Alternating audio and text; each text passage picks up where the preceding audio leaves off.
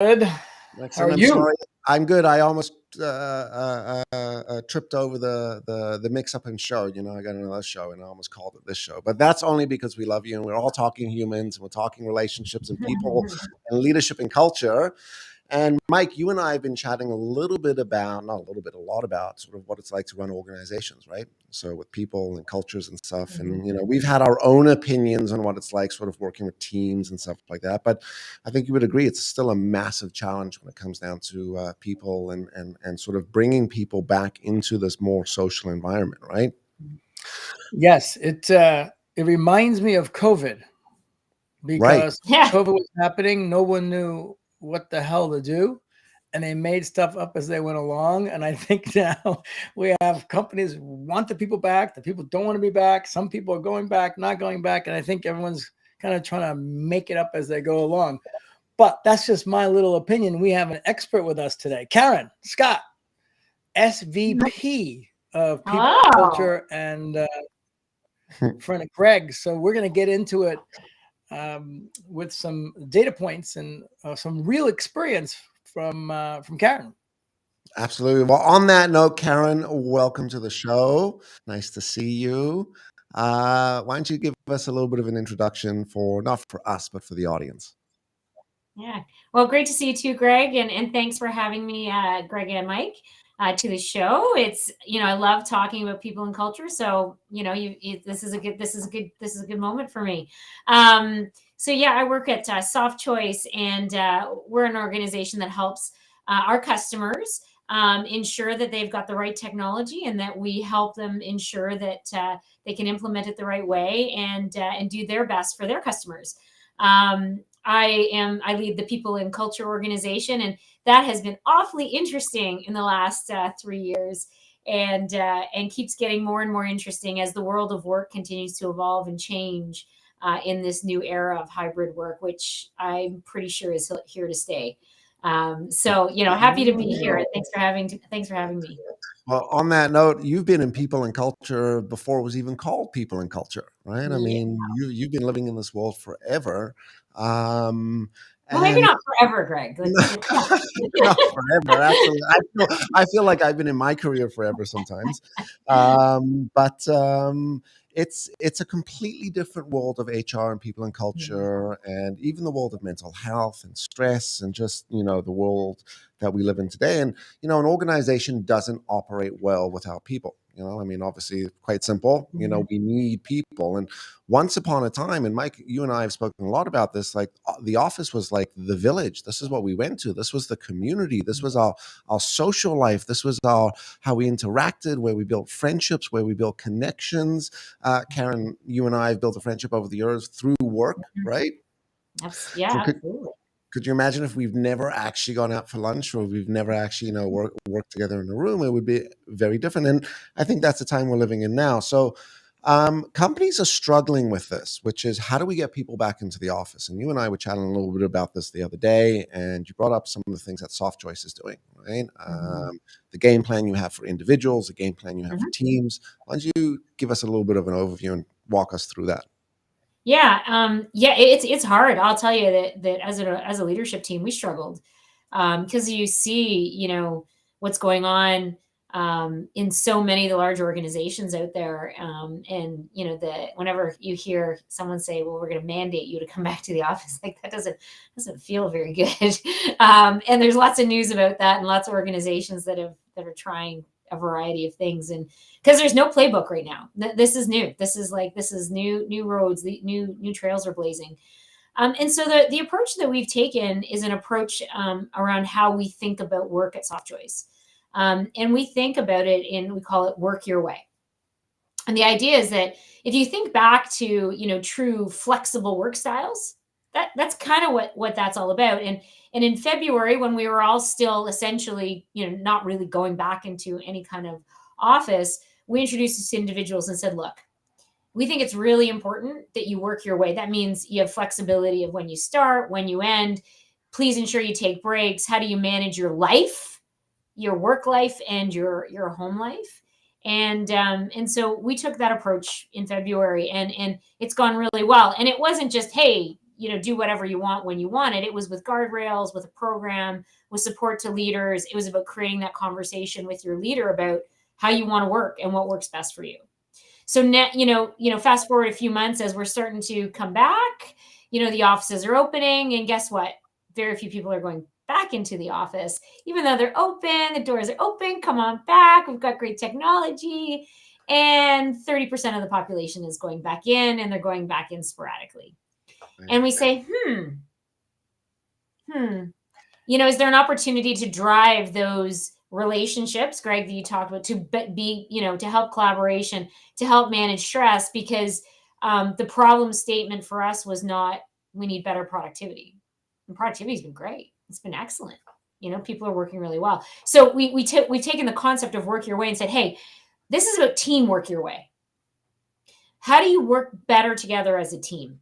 What's the best way to do that? And we believe part of that is live. Part of that is you getting together live. But what are the moments that are live that there's a good why? Like there's a good why behind the live interaction. Maybe you're trying to solve a complex problem. Maybe there's a difficult situation. Maybe there's a plan, like you need to create a plan. And it's better if you're together to do that. Maybe it's to celebrate a great accomplishment. And so we've taken our organization through this concept of work your way as a team and come together for the live moments, but also agree on when the right remote moments are and what are the ones that are somewhere in between. And that's going to be a little different for each and every team, depending on what kind of work you're doing. So we've really tried to look at it and say, build up from the bottom. So people are really, they're describing it themselves, and teams are writing this together. And hopefully, if fingers crossed, we're also creating a culture of empowerment and autonomy, and that further drives great relationships, productivity, and so many other things. Right. And you've recently rolled this out? We rolled this out just to the whole organization a few weeks ago. And we've been, the work your way concept at the individual level, we rolled out back in February. Right. Can I ask you a question, Karen? Yeah, sure thing. Absolutely, Mike. So it's interesting because you're, I guess I heard you say, and correct me if I'm wrong, that the productivity, like everyone being home, you would just assume productivity drops. But I guess you're saying that productivity is pretty good. Yeah, we've had the best years we've ever had. Interesting. So it's like, well, why? So why would, what's, is it, so, we contemplated that as a team, what's the problem then? Is there a problem? But, and our engagement's great. We have really great engagement scores. I would say we have opportunities on collaboration is what we found. And, I think there's many things that we've been able to do to keep our culture whole in the virtual world. However, we think that there's an opportunity to make it better. So we also don't know the opportunity cost of having all gone home either, right? We don't know if it could have been better. You don't know that, but I would say, we haven't had a productivity issue. That's for sure. Having been. When you ask people what they like about being home versus in the office, what are some of what are top 3 or top 5 answers? Yeah. Managing my life, that's one of the top answers. I can pick my kids up. I can drop them off. I can manage my life. I'm starting to get some decent routines together, is that whole work-life balance element. For those that were always remote employees, they love it that. So I'd say that's a different category, I guess, in terms of top 2. They're like, this is great. The playing field is level, right? And we did have, a number of people in our organization that were always remote. So there's this element of, we're all at the same, when we go to a meeting, we're all, if you're all remote, you're all on the same page. And those that I would say teams have gotten closer, individual teams, the layers, as the layers go out, they have gotten further apart. And so I would say that's the downside. The upside is that teams that were close got really close. And those connections of knowing what else is going on in someone's life, because you can't help but have someone wander past your camera occasionally. So I'd say those are the top two things. Like, and it was really more about my life. Like I can, have this ability to manage my life. Yeah. So Greg, this is an interesting question for you because we've had this conversation. I had an office in New York City when we were in New York City. My little guy was 2. I got the office 2 blocks from my apartment with my wife. So I did it on purpose. I was kind of back and forth. I enjoyed it. Right. And then post COVID, we get left New York City. We've been kind of Colorado and Costa Rica, and now back to North Miami. But in North Miami, we chose a condo with an extra bedroom because I chose to have my office in the extra bedroom versus go do a WeWork or something like that. Mm-hmm. So I asked Greg, because we know each other from Costa Rica. I said, Greg, isn't it just amazing? Like in the morning, it's whatever time he gets up. If I'm on an early meeting, he comes in. He's like, I think it's great. And Greg's like, what? Are you kidding me? So. Right.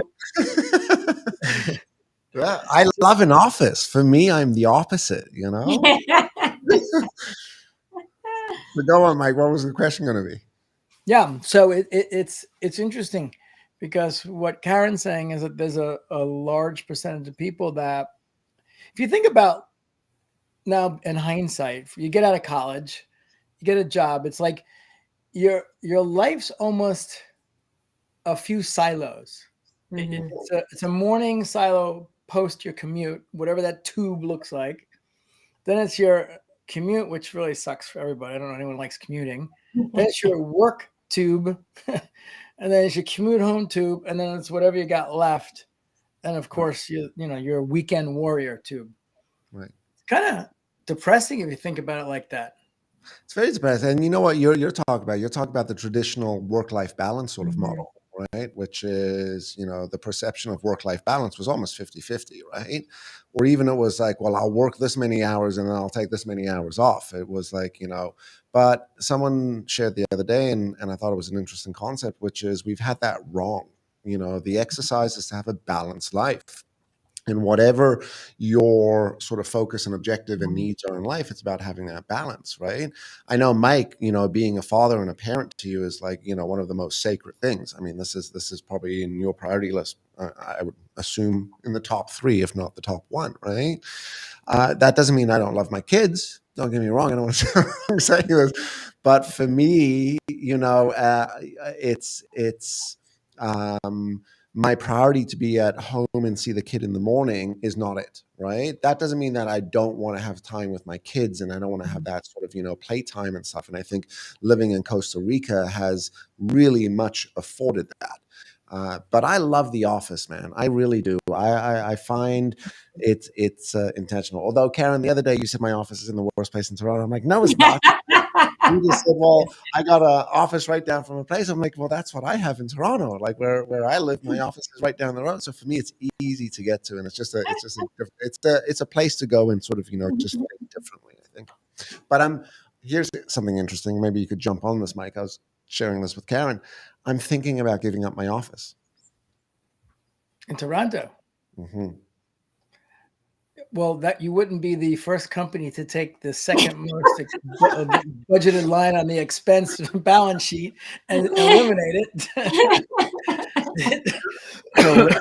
Correct, and that is the decision. It's a financial decision, but emotionally, I'm just like, oh, this is I almost looked at my office, and this is where sort of I think about Softchoice and Karen. What you guys have done so well is you've done the balance of culture. Like you've lived in this hybrid virtual world very well. And I think one of the things we want to also ask you is, what are some of the things that stand out to you over the last couple of years that the organization has done that's probably been pinnacle or the cornerstone in keeping that culture? And without that happening, maybe we'd be having a different conversation right now, which is Softchoice telling everyone to come back in the office because that didn't work.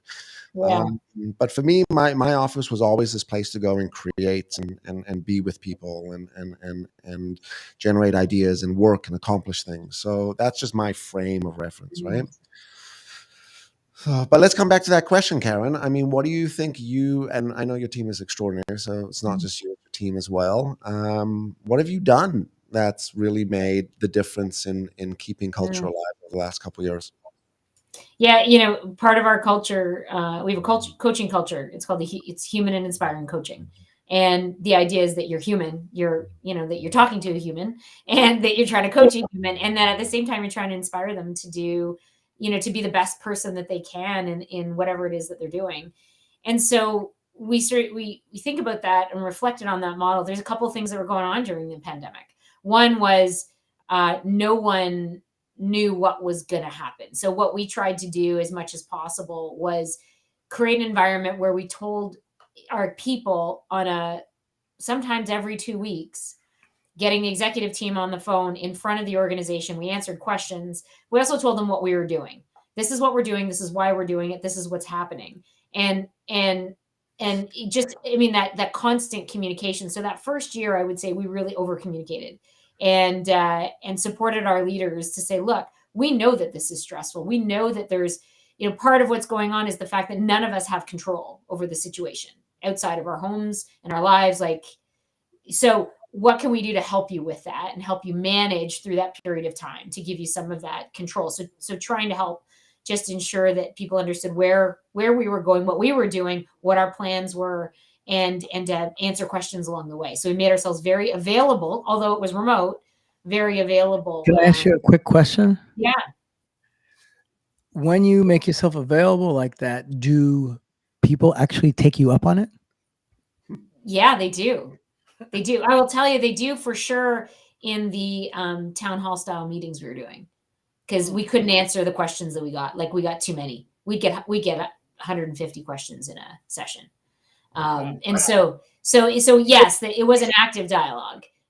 So they did answer. And then the other thing we did was we really recognized that stress and mental health was very important through this period of time. So we brought in, so we did a couple of different things. So programmatically, we brought in a individual, a psychotherapist who took questions in what we called Ask Me Anything. So every month we would have a therapist on the line. So if you maybe weren't comfortable going yourself, whatever, you didn't want to leave that, whatever that was, we made that available. And we still, now we've gone from monthly to quarterly, but we've still kept that practice up as an opportunity for people to think about their mental wellness. And then, the other thing that we did as sort of post, it's not post-COVID, I don't want to say that, but sort of in the beginning of this year, we also brought in the ideology of mental fitness. So what are the ways in which you stay mentally fit? And there's a gentleman called Dr. Bill Howitt. It's not our concept, it's his. He came and spoke to our leaders, and we embedded that inside of, I have a leadership guidebook here. We have this lovely guidebook that most leaders have at their desk that has their strategy. It has all the tools that they need, and it does talk about, what's the ways in which you think about your mental fitness, which is like routines. Like, what do you do to help de-stress yourself in your day? And so we took our leaders through that, and leaders had the opportunity to also talk to their teams about that as well. Cool. So those are a few of the things, but we really did think about what is it like to manage as a human during this period of time, and how can we make that better so that you're better in your work? Because, if in yourself you're taken care of, then, it's much easier for them to take care of your business. Interesting. Yeah. Greg and I were talking about this. It was, I think, a couple shows ago, that either you're anticipating what's going on also with the economic cycle that we're in, that you're either proactive or reactive. And we were both talking about proactive is probably a better plan if we end up with higher interest rates and then in a recession. Yeah. So we were talking about some of the things that we've done. We're a small business, small businesses. So I mentioned that I asked I've got, it's weird, I'm the only person in my organization that's in the US. I have 54 people on my Google account, but they're all over. It's like the UN. They're all over the world. So I asked everybody to take a 10% reduction in pay for the month. well, you can work less hours, or you want to work the same amount and just say, okay, 10% on an individual basis is a small amount, but in total, it was a large amount. And then I had the gentleman that works with me, who's sort of kind of like the chief operating officer, basically put out the communication and invited everyone to have a conversation about it. Mm-hmm. And nobody did. That's why I asked you about when you open up services, conversations, mental wellness, that kind of stuff. Do people actually take you up on it? Because now we asked them to do it again for this next month. And everyone's like, okay, great. And we had positive response. Yeah, because I have people that have been with us for, 6 or 7 years. And it's like, it's no problem, because this is my career. I'm doing great with you and it's fine. But not one person has said, hey, let's talk about it. And I took them up on it. Yeah, it's interesting how people react. You never know. Hey, pay is super personal, right? Like a little different from not that mental wellness isn't, but we also created environments that were anonymous in the mental wellness. In the town halls, there was a blend of anonymous and named. So it was something that, yeah. So it pays hard though, Mike. I don't know. It's hard to strike up a conversation on pay. Well, Mike, you and I also spoke a little bit about that, which is like, I think you need to make the decision as the leader of the org, which is, are we doing this group wide? And the message to this is like, in order for us to ensure that we have financial success and security for everyone, the decision make is this. And it's quite described and defined, right? And communicated along the way, which is like, all right, this is going to be 6 months, and then we're going to reevaluate, and each month be like, look, this is what we're doing better here, we're doing okay here, et cetera. Or you got to make the call, and you got to trim. I mean, that's just an organizational piece. I think Softchoice, you just went through a little bit of a restructure in round. Yeah, I mean, we a little around the edges, Greg. Like it was, I would say we did really, really well organizationally with both retaining and hiring talent through the first half of the year, and so well that we probably just got a little ahead of ourselves. So the good news is that we didn't affect a lot of people. There was a few people, and it was not certainly nothing material to the organization, but hard on people, right? Like and but also something that as we look back, it's like, hey, we got a little ahead of ourselves through the first bit of the year, especially as we walk through the remainder and try to set ourselves up for success for the next couple of years. And proactively, we had done some things like just pause on our hiring in a few places and just ensure that you don't take on expenses you just don't need. Yeah. Good, Mike. Any questions, responses to that? Yeah, I'd love Karen's prediction for the future. Like, what do you think the 24 or 36 months out? Is it a hybrid model? Do we end up back to normal because time heals, or Mike, there's no normal. There's no nothing's normal, right? Like I would not say we would return to normal. That would be abnormal for us now. We're 3 years in. Basically to this thing. And, it's funny. I had a conversation last week with a CEO I used to work with, and he had made a similar comment. And I said to him, you realize that that's not happening. Like the world has changed. Our habits have changed. So we are in a new era. Hybrid work is here to stay. It's here to stay forever. Greg, I'm sorry. Not everyone is going to rejoin you back at the office. And I think it's better. The one thing I would say is, the pendulum of social media and the ability to be available 24/7. I think this is a bit of give back, to be frank. Like you're giving back, we're getting back our commutes on, not every day, but on some days. And I think that makes up a little bit for the ability to be available often, which we have been. I would say before we were in the pandemic, we were on a lot. It didn't change to a degree in the pandemic, but one of the things that did change is people started to take that commute time back. and use it for good for the most part. Not everybody, and that's a generalization, but really using it to either create routines, exercise, see their families, have breakfast with their kids, have dinner with their kids. Those are things like people don't want to give that up. They're like, whoa, this is great. Those crazy long hours. I want to do. I want to see my family. I want to experience life, and I do. So I do think hybrid is here to stay. I think there'll be ebbs and flows over the coming years, in what's in or out of fashion. But I would say that it's here to stay. So we should all get used to it and get comfortable. So if you have the ability to work remotely and get into the office, that's great. You can have a great blend. And that to me would be wonderful, because I think we get the best of a lot of worlds. I agree. I agree. That's well put. That's well put. What are your thoughts there, Greg? My thoughts from today is I love what you spoke about with mental fitness. I think there's a lot of conversation around mental health, and it almost sort of steers the conversation to problems like, are you depressed? Are you anxious? Are you stressed? Are you overwhelmed? Are you insecure? Blah, blah, blah, blah, blah. Bunch of nonsense when I grew up, right? You sound like your dad, Greg. So I love the fact that, the description, I'm going to beg and borrow and use it, and obviously, quote you, Karen, but mental fitness, I think is an awesome way to look at these things, which is that's the real importance, because when your mind goes, your body goes, right? That's it.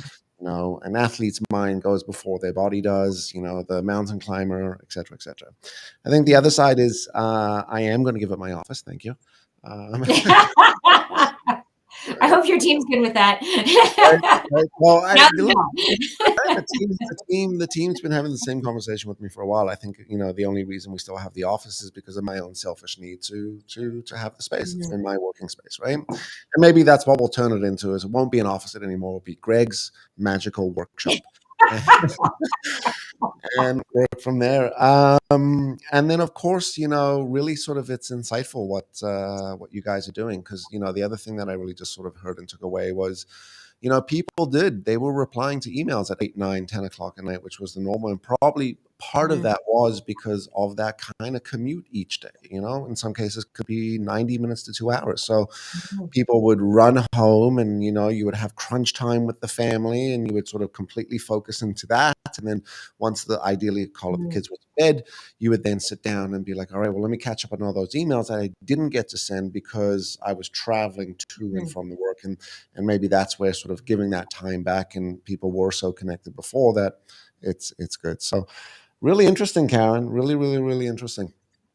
Yeah, thanks. It's it's a great concept, and we're so far so good. So knock on something, so far so good. We'll continue to iterate. Like, the reality is that I'm sure it will change and evolve over time. So I'll keep you posted. Awesome. Well, we're about to come to the end, but Mike, why don't you tell us a little bit about what some of your thoughts and takeaways were from today? What's landed for you? When Karen said, we're in the new. So Greg was very hesitant to talk about September 11th on one of our shows. He's like, oh, no, not this again. But I was in New York. I lost a lot of friends. I was in the financial markets. And that was a long time ago. That's 22 years ago. And that event created a new. Like, there's many, many, many things that we don't do, or we do differently than we did prior to that. That's changed everything globally, including creating wars and a lot of the bad stuff as well. When COVID, I should have listened to my wife, but I didn't. In January, she says, it's coming to New York. And I'm like, it's not coming to New York. And then, of course, we got trapped in New York before we got out of there. But when it was happening, I said to her, this is it. This is another new. There's never been something that has swept the globe and touched everyone, over such a short period of time. And, I think that if you don't know someone that ended up passing away from COVID, then certainly you know someone that knows somebody. So it's kind of that you're 1 or 2 or 3 degrees from someone that's not here any longer, and people begin to get more spiritual, not necessarily believing in God, but believing and realizing that they don't they should be grateful for the next day, for the next breath. I had COVID twice. The first time around was pretty bad. It was before, it was the first variation. And, there were a couple of days there that I didn't go to the hospital, but I was, you realize this. And I think from a workplace standpoint, that's to me the new, because people, I started out in the stock market making $5 an hour, grinding it out. It was just a grind. It was work, financial for 20. It's just a grind. But that was what you were taught. But now you know something different, and it's coming from I think a humanistic place where people are, for the first time, are evaluating what's really important. Of course, you got to make a salary, and hopefully you're inspired by work. But it's I think people see things a little differently. And also, what you said earlier, Greg, we talked about with Karen, okay, I want to be able to maybe have breakfast with the kids, but we're talking about, maybe a third of the workforce, because there's a third of the workforce that are all post-college that are just young kids. And it's just them. So what's important to them is a lot different than, the middle range that has kids, and then the top range that they're on their their honeymoon with the kids gone. Yeah. So it's complicated.